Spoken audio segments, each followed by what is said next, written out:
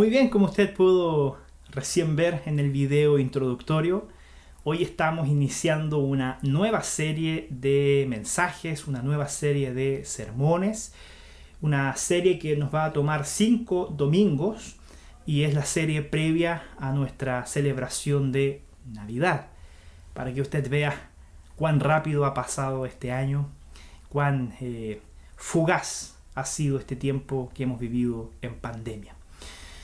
Y esta serie, como usted pudo ver ahí en el video, se titula Con la mente en el cielo, pero con los pies en la tierra. Y tiene como propósito principal el poder animarnos a no perder la esperanza, sino que afirmarnos más en ella en medio de los momentos de dificultades y tribulaciones que nos han tocado vivir como humanidad, y particularmente a nosotros como iglesia. Y vamos a, en esta serie, hacer algo súper interesante. Es una especie de serie biográfica, puesto que vamos a tomar a un personaje muy importante en la Biblia, que de hecho, después de Jesucristo, este personaje es el más mencionado en la Biblia. Tal vez usted puede intentar adivinar ahí de quién me estoy refiriendo. Exactamente, es el rey David. El rey David es el segundo personaje bíblico, después de Jesucristo, que más es mencionado en las Sagradas Escrituras. Y a pesar de que él se transformó en rey de la nación de Israel, era un hombre que tenía sus limitaciones, era un hombre que tenía defectos muy a flor de piel. De hecho, no es muy difícil comprobar que el rey David, con la importancia y la relevancia que él tiene en la historia de la Biblia y en la historia de la redención, era un hombre sumamente imperfecto.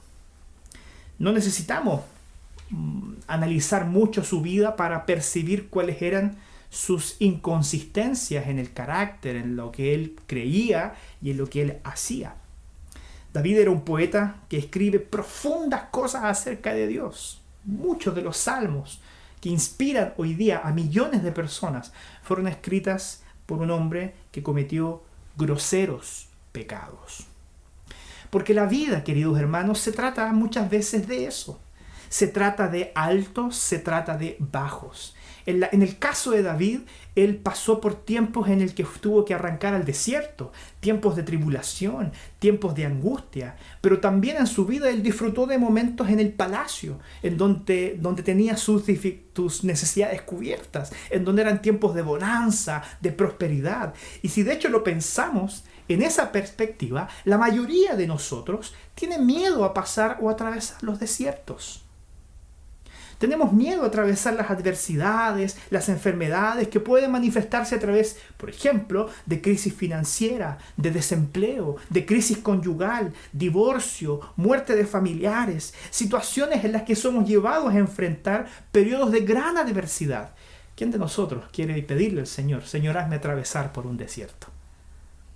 Ciertamente no es algo que anhelamos y buscamos, pero qué duda cabe de que nos sucede. ¿Qué duda cabe, querido hermano? Y usted lo puede comprobar en su propia vida, que han habido momentos de desierto, que hemos tenido que atravesar momentos de gran adversidad.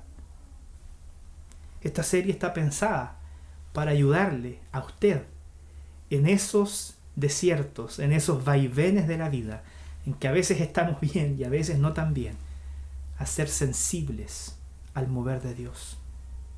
¿Se puede, pastor?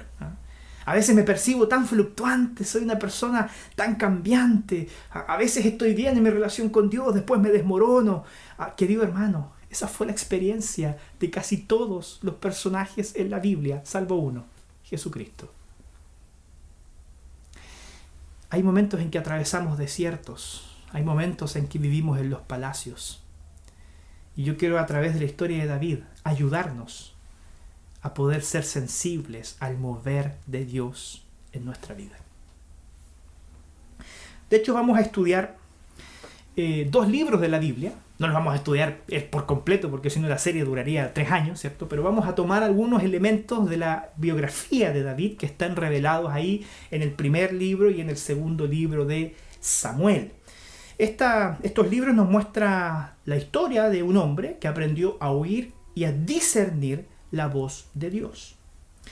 Y esta historia no comienza con el rey David propiamente tal. Esta historia comienza con un gran personaje que probablemente usted también reconoce, que es Samuel, el profeta Samuel. Todos conocemos la historia, ¿cierto?, de Samuel, que desde pequeño fue llevado por su madre a vivir ahí en el templo junto a Elí. Él se formó como profeta. Sabemos que el Señor le llamó en medio de la noche, fue a hablar con Elí. Elí, me llamaste. Mira, sí, cuando tú escuches una voz, di, heme aquí, Señor.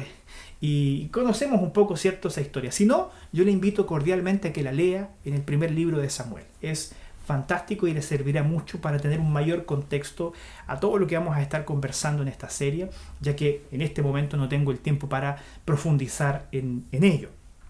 Bueno, algo que distinguía a Samuel es que era un hombre que desde pequeño, desde su infancia, había aprendido a oír y a discernir la voz de Dios en su vida. Bueno, y ahí es donde aprendemos que el hecho de oír la voz de Dios es algo que demanda mucha disciplina. Incluso, no solamente autodisciplina, sino que también la disciplina de ser aconsejado y de ser acompañado por personas más maduras espiritualmente hablando que nosotros. Y esto es muy interesante porque Samuel, siendo pequeño, oye la voz de Dios, pero no la distingue. Oye la voz de Dios, pero no la discierne. Entonces va donde Elí para contar lo que estaba sucediendo con él, y Elí fue aquel que le instruyó acerca de qué debía hacer con esa voz que él todavía no aprendía a discernir.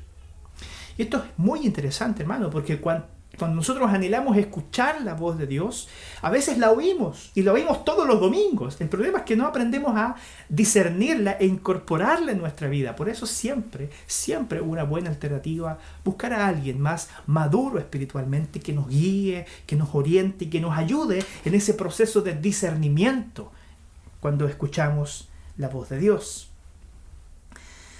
Y al leer estos dos libros, primero de Samuel y segundo de Samuel, es sorprendente ver la cantidad de veces que Samuel necesitó oír a Dios para hablar acerca de lo que oyó. Él oyó la voz de Dios y con esa voz él guiaba al pueblo. Con esa voz él confrontaba reyes, animaba a las personas. Pero lo importante y lo interesante en Samuel es que él tuvo primero que aprender a discernir la voz de Dios. Oírla y discernirla. ¿Sabe por qué? Porque es muy común confundir la voz de Dios con nuestros propios caprichos. Es muy común confundir la voz de Dios con nuestros propios caprichos. Otro personaje que despierta mucho la atención en estos dos libros, por supuesto, es sobre de quién se va a tratar esta serie, que es David. Un hombre que aprendió a confiar en el amor de Dios. Porque cuando vemos la historia de David, descubrimos que por lo menos él en 2 ocasiones fue sacado del palacio, esos tiempos de bonanza, esos tiempos de prosperidad, para ser llevado por Dios a vivir en el desierto. Por lo menos en 2 ocasiones en su vida él pasa del palacio al desierto, del desierto al palacio. Y tomando estas 2 imágenes del palacio y del desierto, una pregunta muy interesante sería: ¿cree usted que su confianza en Dios permanecería intacta si él decidiera sacar de su vida a una persona amada? Si Dios decidiera sacar de su vida a un padre, a una madre, un esposo, una esposa, o lo que es más complejo, a un hijo o a una hija. ¿Permanecería nuestra confianza intacta? Confiar en Dios significa que delante, hermanos, de las perplejidades de la vida, declaramos que no conseguimos muchas veces entender el por qué Dios hace lo que hace, pero creemos que Dios siempre cuida de nosotros. Y David es un individuo que a lo largo de su vida aprendió a confiar en Dios, aunque no siempre entendió lo que Dios estaba haciendo en su vida. Hermanos, la vida de David y de Samuel se encuentran en el capítulo 16. Esas historias se cruzan en el capítulo 16 del primer libro de Samuel, y que de alguna manera también es un adelanto de lo que Dios luego hace en la vida de estos dos hombres a lo largo del resto de los capítulos que nosotros tenemos en esos libros. Así que vamos a leer el capítulo 16. Yo le pido que usted tenga abierta su Biblia, pero también vamos a ir mostrando aquí en la pantalla los versículos bíblicos. Versículo 1 del capítulo 16. Dijo Jehová a Samuel: ¿hasta cuándo lloras a Saúl? Habiéndolo yo desechado para que no reine sobre Israel. Mire lo interesante de esto. Vamos a ir comentando el capítulo 16 a medida que lo vamos leyendo. Samuel estaba triste por Saúl, porque Saúl era el rey de Israel. Él había sido ungido, pero lamentablemente Saúl, con sus actitudes y con sus decisiones, había mostrado un corazón sumamente rebelde, un corazón que no estaba sujeto a el propósito y la voluntad de Dios. Y de hecho, si nosotros leemos el capítulo 15, Dios había decidido delante de Samuel poner término al tiempo de Saúl como rey de Israel. En el capítulo 15, versículo 11, ¿cierto? Nosotros leemos que el Señor le dice a Samuel: me aburrí de Saúl y lo he rechazado. Lo he rechazado. Y vemos entonces que Samuel se entristece. Se entristece por causa de esta decisión que el Señor toma.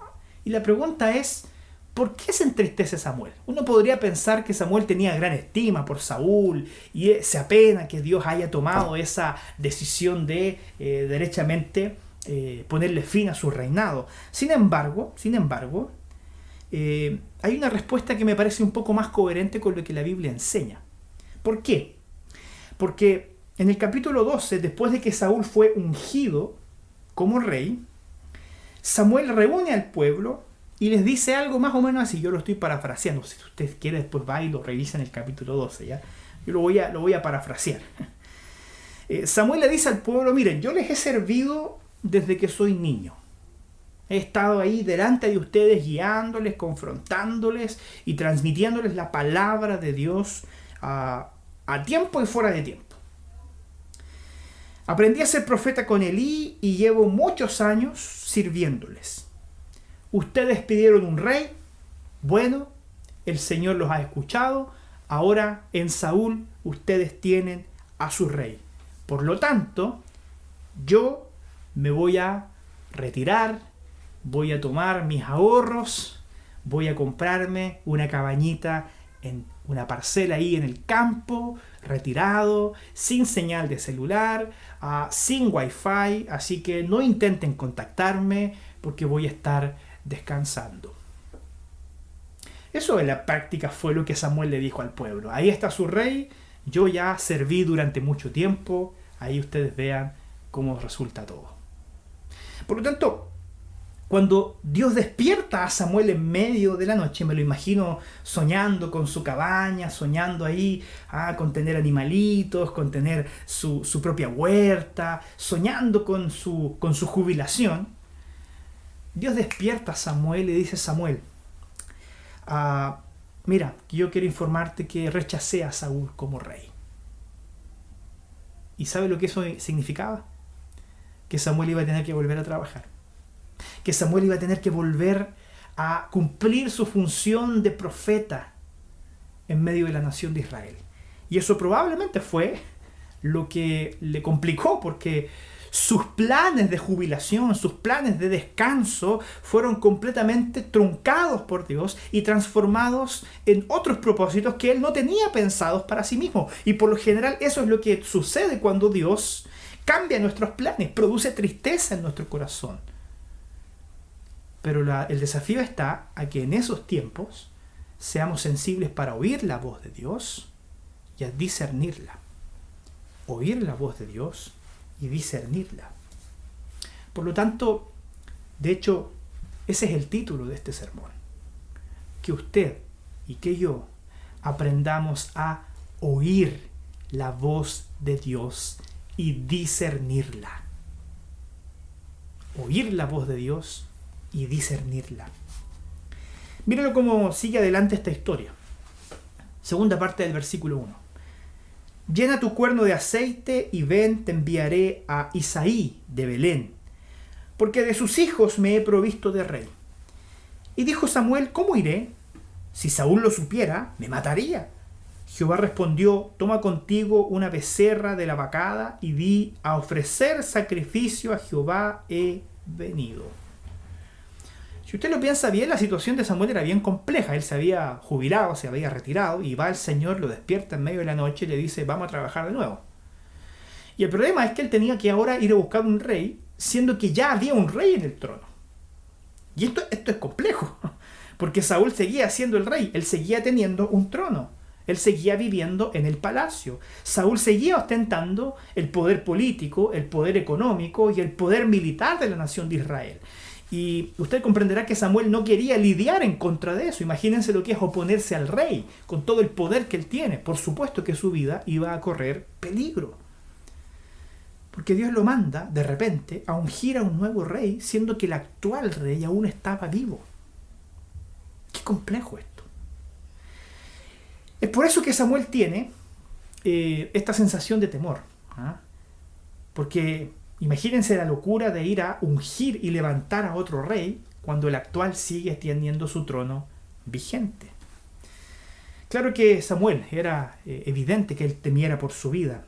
Así que para evitar que Saúl sospechara, el Señor le instruye que él vaya a Belén con la excusa, que de hecho no es una excusa porque así lo hacen, de ir con un becerro a ofrecer un sacrificio a la casa de Isaí. Un tiempo de consagración. En palabras actuales sería como que Dios lo mandó a hacer un culto familiar con la familia ahí de Isaí. Anda, lleva un becerro, hagan un culto, adórenme como familia, y eso tendría que ser razón suficiente como para que nadie sospechara. Bueno, versículo 3, miren lo que pasa. Y llama a Isaí al sacrificio, y yo te enseñaré lo que has de hacer, y me ungirás al que yo te dijere. Hizo pues Samuel como le dijo Jehová. Esta primera frase del versículo 4, ¿cierto? Hizo pues Samuel como le dijo Jehová. No se condice mucho con lo que nos dicen los 3 primeros versos. No sé si usted nota la diferencia. ¿Por qué? Porque Samuel estaba complicado con esto. Él primero, sus planes fueron cambiados. Él quería descansar, el Señor lo manda a trabajar. Él quería descansar y el Señor además expone su vida al riesgo de que Saúl se entere de que él está buscando a un nuevo rey. Entonces dice el verso 4 que Samuel hizo todo lo que el Señor le había dicho. Y en realidad lo que nosotros vemos acá es que esta primera frase representa un resumen de lo que finalmente aconteció en los versículos siguientes. Entonces piensen esto. Tan importante como es aprender a oír la voz de Dios, es importante sujetarse a ella. Y a eso me refiero con discernirla. Porque usted oye la palabra de Dios todos los domingos. Uno puede tener el ejercicio permanente de estar oyendo la palabra del Señor. Pero una cosa distinta es que usted y yo aprendamos a sujetarnos a esa palabra, como dice el verso 4. Samuel hizo todo lo que Jehová le dijo que hiciera. A pesar de que él no quería hacerlo y a pesar de que él tenía temor de hacerlo por causa de lo que le podía hacer el hombre. Entonces, junto con oír la voz de Dios, también hay que ganar valentía para sujetarse a ella. La historia continúa. Y luego que él llegó a Belén, los ancianos de la ciudad salieron a recibirle con miedo y dijeron, ¿es pacífica tu venida? Él respondió, sí, vengo a ofrecer sacrificio a Jehová. Santificaos y venid conmigo al sacrificio. Y santificó él a Isaí y a sus hijos y los llamó al sacrificio. La palabra ocupada aquí como santificar, nosotros sabemos que también puede ser traducida como apartar, ¿cierto? Como a separar para una función en particular. Y lo que vemos nosotros que hace Samuel con la familia de Isaí es que él toma al padre y toma a sus hijos, los santifica, los separa para tener un tiempo de adoración a Dios. Probablemente tuvieron que pasar por algunos rituales de limpieza que eran propios de la cultura hebrea en aquel tiempo. Entonces, verso 6. Aconteció que cuando ellos vinieron, él vio a Eliab y dijo: de cierto delante de Jehová está su ungido. Es muy interesante la reacción de Samuel, porque él ve al hijo mayor, a Eliab, y él dice: bueno, este es, no cabe duda, tiene todas las condiciones físicas para ser un gran rey. Y fíjense que Samuel era un profeta experimentado. Era un profeta que llevaba muchos años, que aprendió a oír la voz de Dios. Pero en este caso él se anticipa al juicio de Dios, se anticipa a la voz de Dios y dice algo que Dios no le mandó a decir. Porque él dice: delante de Dios estás ungido, este es elegido. Y el Señor le dice: no. Le dice que no. El Señor lo corrige. Mira lo que dice el verso 7. Y Jehová respondió a Samuel: no mires a su parecer ni a lo grande de su estatura, porque yo lo desecho. Porque Jehová no mira lo que mira el hombre, pues el hombre mira lo que está delante de sus ojos, pero Jehová mira el corazón. Samuel, te equivocaste. Tú pensaste que él era porque tenía buena estatura, porque tenía buen semblante, porque su perfil pareciera ser que encajaba con lo que tú piensas que un rey debe ser. Pero yo lo desecho. Porque, ojo, yo no miro lo que mira el hombre. Y esto es muy importante. Dios no mira lo que mira el hombre. Y me gustaría aplicar esto en dos direcciones.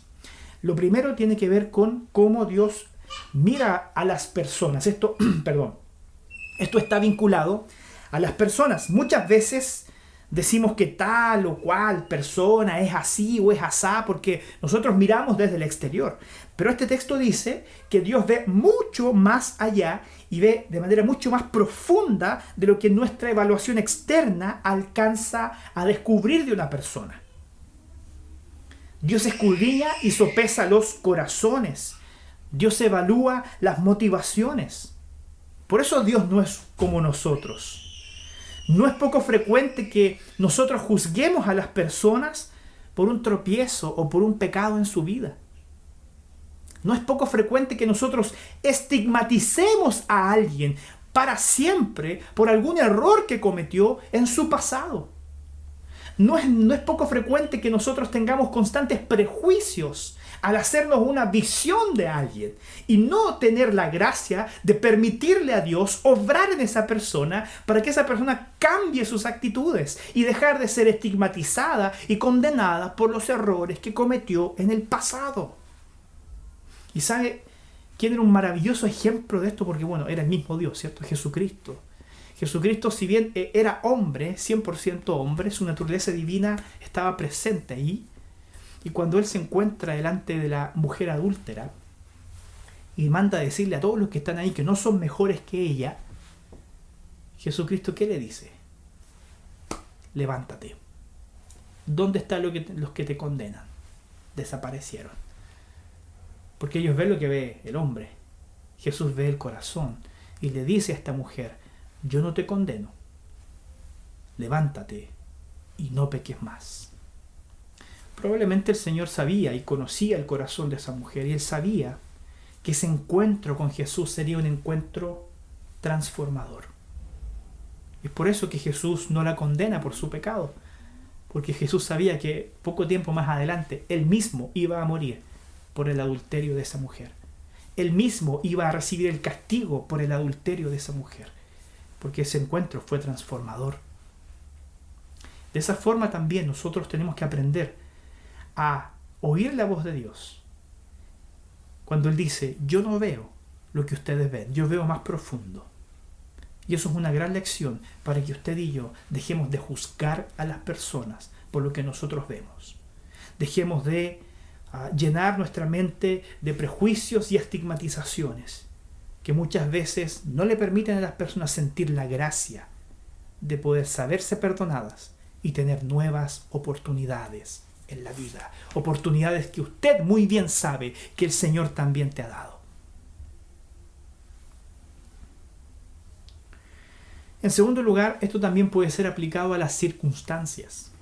Dios no ve lo que ve el hombre, no solamente con respecto a las personas, sino que también con respecto a las circunstancias, a las perplejidades de la vida.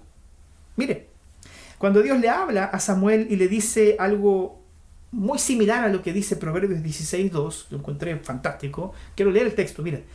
Todos los caminos del hombre son limpios en su propia opinión, pero Jehová es el que pesa los espíritus. ¿Qué es lo que tú ves? Que ese camino, que esa decisión, que esa oportunidad que está delante de ti es perfecta, es maravillosa, es la opción, es el lugar al cual tú tienes que ir y caminar. Pero dice el Señor pesa los espíritus. Tú ves que el camino parece bueno y limpio, pero Dios no ve lo que ve el hombre, Dios no ve lo que tú estás viendo. Entonces, muchas veces, cuando nosotros vemos planes en nuestra vida, vemos decisiones en nuestra vida, y decimos, sí, esto es lo que yo quiero, esto creo que es lo bueno para mí, muchas veces Dios dice, no. Dice, no es por ahí. No es eso lo que yo tenía preparado para ti. Y tenemos que aprender a confiar en cómo Dios ve las cosas, porque muchas veces las ve de manera muy distinta a como nosotros las vemos. Por lo tanto, tal vez esa enfermedad que hoy día está afectando tu vida, está mellando tu ánimo y que probablemente está alterando tu manera de vivir, hoy día puede parecerte una carga pesada, pero Dios es aquel que pesa los espíritus. Y si Él te está permitiendo atravesar por esa enfermedad, es porque Él sabe que ese camino es el que traerá también más bendición sobre tu vida. No solamente me refiero a enfermedades, a crisis que pueden manifestarse en la falta de trabajo, en crisis familiares, con el cónyuge, con los hijos, en problemas personales. Queridos hermanos, muchas veces nosotros no anhelamos pasar por los desiertos, pero ¿sabe algo muy interesante que aprendemos en la Biblia? Que la gente no se pierde en los desiertos. De hecho, en la mayoría de las veces que se menciona el desierto en la Biblia, es cuando Dios sale a nuestro encuentro. Donde Dios más encuentra a las personas es cuando ellas están atravesando los desiertos. La gente se pierde por lo general en los palacios. Si no, pregúntele al rey David, ¿dónde se perdió él? ¿Dónde extravió su mente? Cuando él estaba en el palacio, no en los desiertos. Queridos hermanos, no es raro que nuestra vida entre en caos cuando comenzamos a tomar decisiones basados en nuestras propias percepciones y no basados en lo que Dios dice y enseña. Versículo 8. Entonces llamó Isaí a Abinadab y lo hizo pasar delante de Samuel, el cual dijo, tampoco a este ha escogido Jehová. Hizo luego pasar a Isaí a Sama, y él dijo, tampoco a este ha elegido Jehová. E hizo pasar Isaí 7 hijos, un desfile de hijos, delante de Samuel. Pero Samuel dijo a Isaí, Jehová no ha elegido a estos. Entonces dijo Samuel a Isaí, ¿son estos todos tus hijos? Y él respondió, queda aún el menor, que apacienta las ovejas. Para entender este texto es muy importante irnos un poquito a la cultura de aquella época, porque hoy día, por lo general, el hijo menor es como el hijo mimado, el conchito, es el hijo, ¿cierto?, al que regalonean, ¿sí? Al principio los papás son muy estrictos con los hijos mayores, con las normas, con las reglas, con sus controles médicos. Con el hijo menor ya las cosas se van relajando. Se lo digo yo que soy el hermano del medio de 5, una familia de 5 hermanos. Así que yo sé que a medida que pasan los hijos las medidas se relajan un poco. Y el hijo menor siempre termina siendo más regaloneado, ¿sí? Bueno, es todo lo contrario a lo que pasaba en aquella época. En aquella época el hermano que tenía la más importante preponderancia dentro de la familia era el hermano mayor. El hermano mayor era aquel que recibía todos los favores y recibía todas las atenciones. El hermano menor era, para ponérselo en estas palabras, era como el último pelo de la cola. Nadie le prestaba atención al menor porque no tenía ninguna relevancia para la continuidad de la familia. Entonces, la expresión acá de Isaí es muy interesante, porque fíjense, va el profeta Samuel a tu casa, ¿sí? No sé, va el pastor a tu casa a ofrecer un culto al Señor, a tener un tiempo de comunión, ¿cierto? Porque el Señor tiene algo importante que decir y tú dejaste a tu hijo menor, no lo llamaste a participar de eso. Él solamente llamó a sus hijos más grandes. Al menor lo mandó a apacentar ovejas. Ni siquiera lo consideró para participar de la reunión. O sea, a eso me refiero cuando el hijo menor era aquel que no era considerado para las cosas importantes dentro de la familia. Y también es muy interesante que mencione cuál era su oficio. Él estaba apacentando ovejas. Y esto porque es un detalle interesante, porque en aquella época cuidar ovejas estaba en la lista de actividades impuras. Por lo tanto, ¿por qué Isaí, y ahí esta puede ser una razón, por qué Isaí no quiso que David participara de este tiempo en el que iban a pasar en comunión con Dios junto al profeta Samuel? Principalmente porque él estaba haciendo una actividad impura. Y recuerden que, como dijimos al poquito antes, lo que hizo Samuel fue santificar, fue separar a la familia de Isaí para participar de este holocausto. Entonces David fue dejado de lado. Entonces, Samuel dice lo siguiente: envía por él, porque no nos sentaremos a la mesa hasta que él venga aquí. ¿Sabe qué? Para mí entender, a esta altura Samuel ya se dio cuenta de lo que Dios estaba haciendo. Samuel ya sabía que habían desfilado delante de él, ¿cierto?, todos los hijos de Isaí, uno por uno, y ninguno era el escogido. Por lo tanto, era también como matemática simple, ¿cierto? Ninguno de estos hijos es. Uno de ellos tiene que ser, pero falta uno que venga. Entonces ya Samuel de alguna manera sabía lo que Dios estaba haciendo. La única opción que quedaba era la del hijo menor. Así que Samuel hace algo que para la cultura de aquella época era una afrenta. Porque recuerde que Samuel santificó a Isaí y a sus hijos para participar de este tiempo de sacrificio a Dios. Por lo tanto, llamar al hijo menor, o sea, ya llamar al hijo menor era raro, y además que estaba practicando una actividad impura, era considerado algo que afrentaba a la familia, porque iba en contra de todas las normas del judaísmo, porque además él estaba siendo invitado a participar sentándose a la mesa. Versículo 12. Envió pues por él y lo hizo entrar, y era rubio, hermoso de ojos y de buen parecer. Entonces Jehová dijo: levántate y úngelo, porque este es. Y Samuel tomó el cuerno de aceite y lo ungió en medio de sus hermanos, y desde aquel día en adelante el espíritu de Jehová vino sobre David. Se levantó luego Samuel y se volvió a Ramá. ¿Sabe cuál es el problema que tenemos al momento de leer la Biblia? Que muchas veces ya sabemos el final de la historia, porque todos sabemos qué pasó con David. Sabemos que él llegó a convertirse en rey y llegó a ser el rey más recordado de Israel. Y el hecho de que sepamos el final de la historia muchas veces nos hace no percibir los detalles que hay por detrás de esta historia. Como por ejemplo, fíjese en esto, que el nombre de David todavía no aparece. ¿Se dio cuenta de eso? Yo he hablado de David durante todo el sermón, pero el capítulo 16 no lo ha mencionado todavía. Todavía su nombre no aparece. Esto es un detalle súper interesante. El nombre de David recién viene a aparecer en el versículo 19. Recién viene a aparecer su nombre en el versículo 19. Solamente después de que él es ungido y el Espíritu de Dios reposa sobre él. ¿Usted sabe lo que significa el nombre David?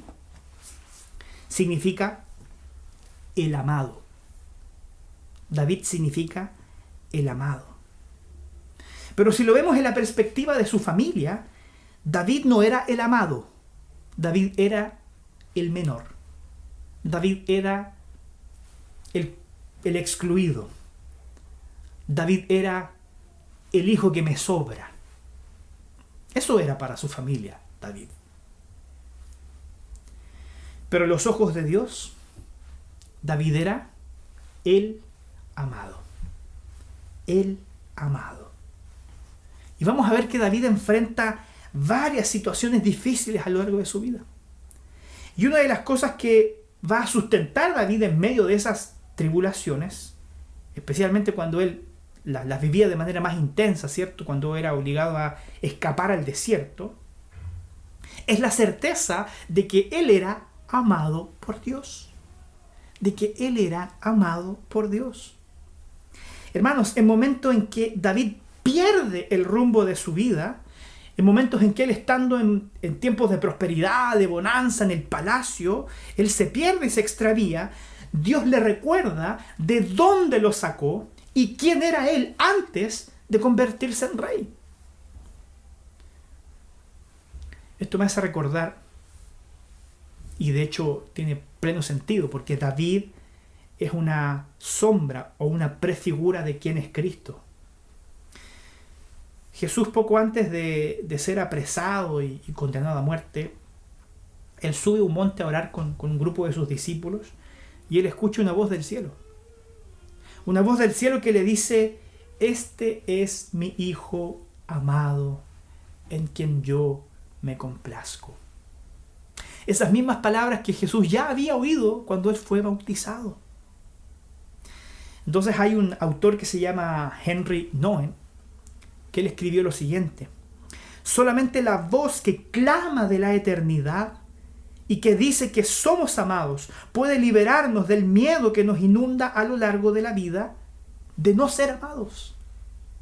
Ese miedo que tenemos de no sentirnos amados en esta vida se disipa y se diluye cuando escuchamos esta voz que proviene desde la eternidad que nos dice: eres amado.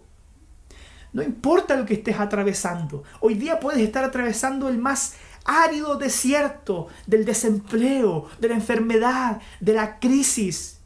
Y el Señor hoy día te dice: eres amado. O tal vez hoy día estás en un tiempo de palacio. Tal vez hoy día atravesando circunstancias que te parecen normales y tranquilas. Y Dios también te dice: eres amado. Y si tienes lo que tienes, es porque yo te he amado. Hermanos, cuando oímos y discernimos esta voz que proviene del cielo, es allí donde podemos experimentar la libertad de vivir la vida sin la demanda de sentirnos amados. Pasamos a ser libres porque nos sabemos amados por el Padre Celestial. Si usted quiere sumarse al desafío de oír la palabra y discernir la voz de Dios, es importante que considere algunas cosas. Primero,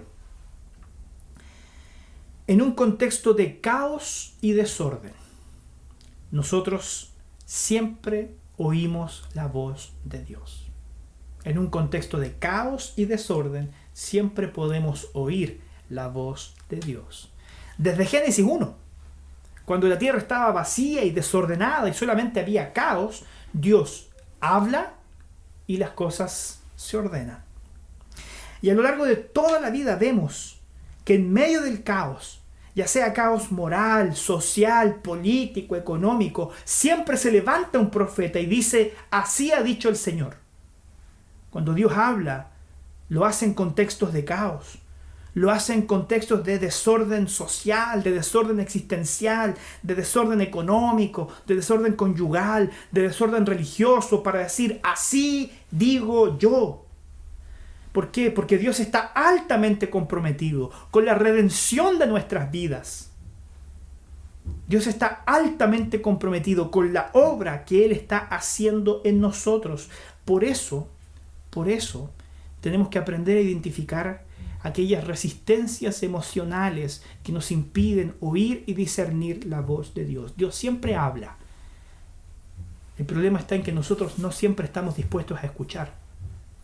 Y déjeme mencionarle algunas razones que pueden ser excusas o que pueden ser resistencias emocionales para no oír y discernir la voz de Dios, y que yo veo acá en este texto que acabamos de leer. Una de las primeras resistencias emocionales que nosotros vemos en Samuel es la tristeza. Es la tristeza.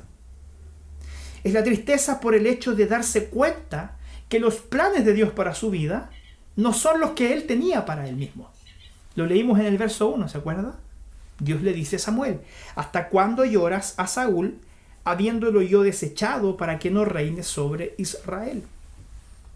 Hermanos, el hecho de percibir que los planes de Dios para nuestra vida no van en la dirección de lo que nosotros teníamos planificado es una gran barrera emocional que nos impide oír la voz de Dios y someternos a ella.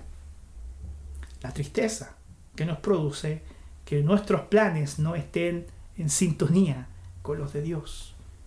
Sométase.